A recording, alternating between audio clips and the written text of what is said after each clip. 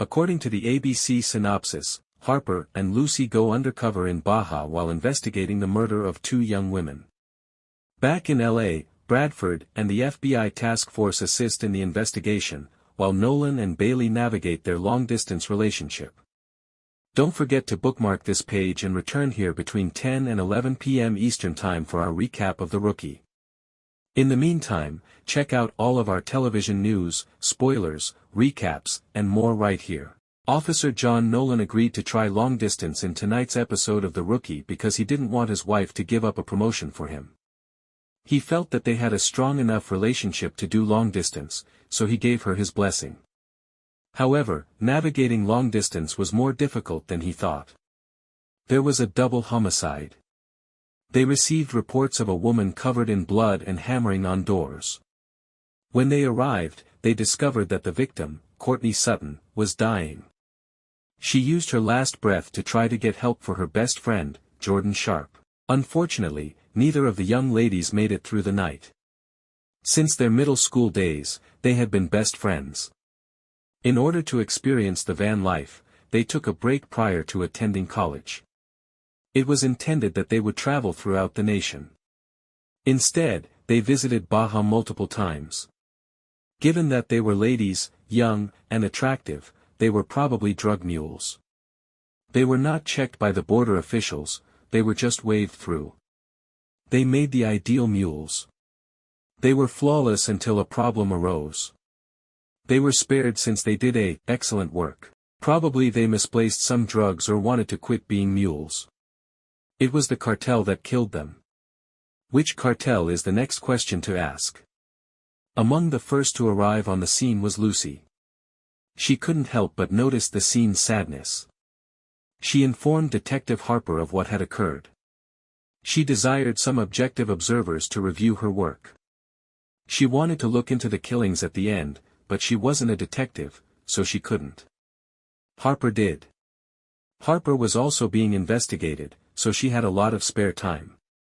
He kept his word, and Wesley did. He informed Internal Affairs about what she had done. Since she could be dismissed for misbehavior, she had nothing left to lose. She embarked on this case. She thought she had located the right cartel, as did Lucy. Their need for an FBI agent to persuade the Mexican police to play nice was the only issue. They obtained approval from Sergeant Gray. As an FBI agent, he persuaded Garza's niece Elena to lead the. Selena was also brought in to handle the manual labor. They all made their way to Mexico. Harper and Lucy were undercover as lovers. It has been 2 years since they first met. They continued to discover who they were in the world. It is beneficial that Elena provided. They have an excellent online history. In Mexico, they were purchasing cheap Ozempic to resell there for 3 times the price. A Costa Sangre cartel member finally contacted them after a few days. Harper has gone undercover, as has Lucy. Their roles were well played. After Nolan's second case blew up in his face, the others started to pitch in. His probie seemed a bit too cocky.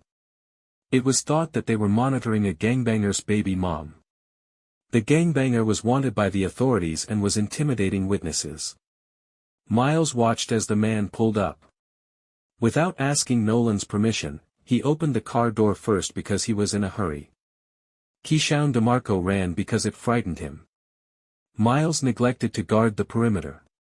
He simply chased after the man and got lost at the car wash. He was still on probation, Miles. This might cause him to lose his job.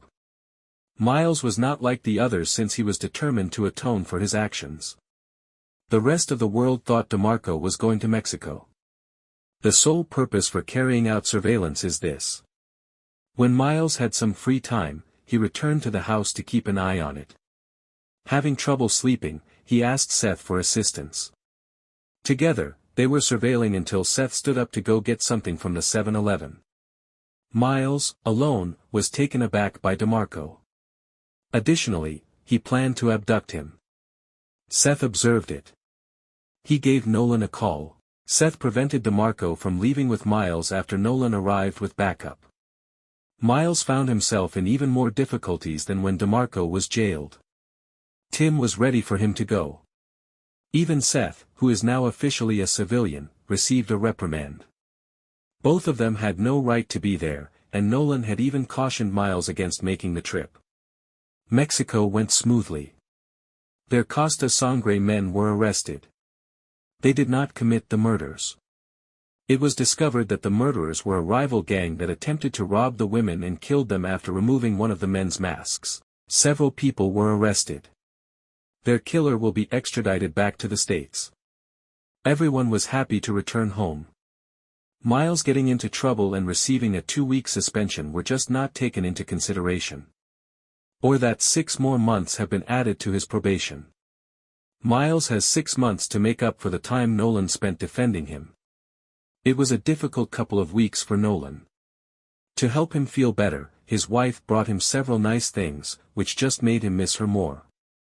Harper went back to her family and hopes that she still has a job.